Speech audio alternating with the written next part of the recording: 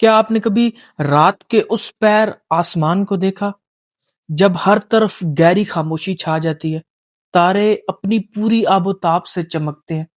ٹھیک اسی طرح کبھی کبھی ہماری زندگی میں بھی ایک ایسی ہی خاموشی اتر آتی ہے، جہاں سب کچھ ہوتے ہوئے بھی اندر ایک عجیب سا خالی پن، ایک بے نام سی مایوسی ہمیں گھیر لیتی ہے۔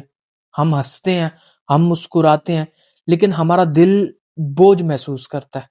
ہم سب بھاگ رہے ہیں نہ جانے کس چیز کے پیچھے، لیکن اس دوڑ میں ہم اپنی خوشی کو، اپنے سکون کو پیچھے چھوڑ دیتے ہیں۔ ہر صبح نئی امید کے ساتھ اٹھتے ہیں اور ہر شام مایوسی کا بوجھ اپنے کندھوں پر لیے سو جاتے ہیں۔ اگر آپ بھی انہی جذبات سے گزر رہے ہیں تو میری یہ ویڈیو صرف اور صرف آپ کے لیے۔ میں آج آپ کو کوئی فلسفہ سکھانے نہیں آیا، نہ ہی کوئی رٹی رٹائی بات بتانے آیا ہوں۔ آج میں آپ سے وہ باتیں بانٹوں گا جو میری اپنی روح نے سیکھی ہیں۔ آج ہم اس دل کی بات کریں گے جو ٹوٹ چکا ہے، اس روح کی پکار کو سنیں گے جو سکون چاہتی ہے۔ یہ ویڈیو صرف الفاظ کا مجموعہ نہیں ہے، بلکہ آپ کے دل کے زخموں پر مرہم رکھنے کی ایک چھوٹی سی کوشش ہے، ایک ایسی امید کی کرن جو آپ کو یہ بتائے گی کہ آپ اکیلے نہیں ہیں۔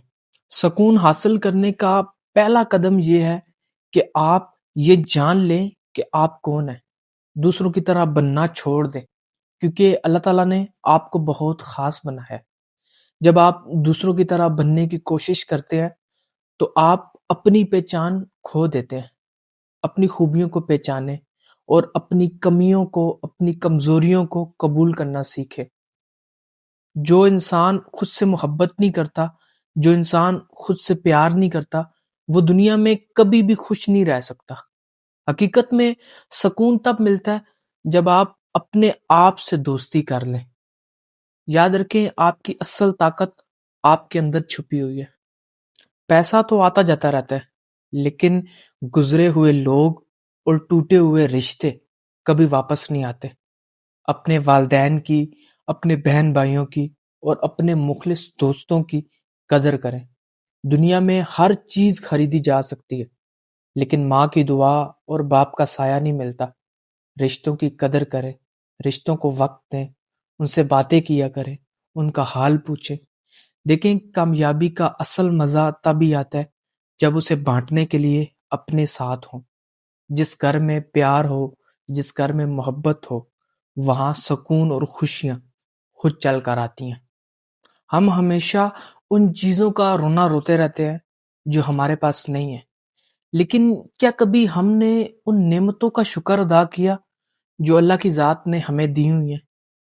شکر ادا کرنے سے اللہ کی ذات اور زیادہ عطا کرتی ہے۔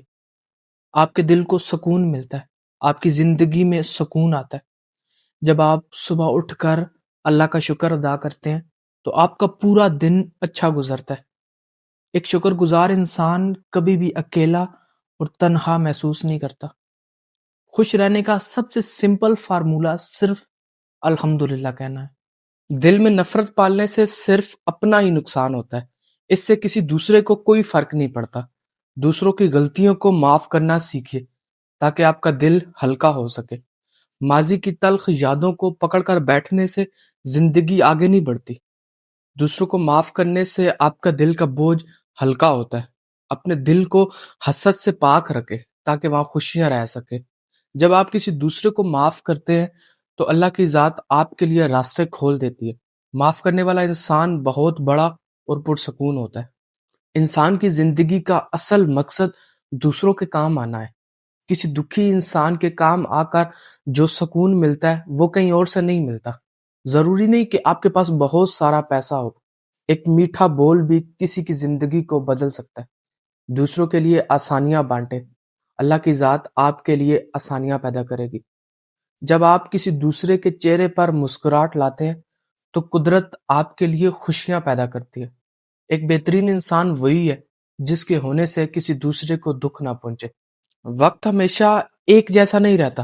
جب حالات مشکل ہوں تو صبر کرے، اللہ تعالیٰ پر بھروسہ رکھے۔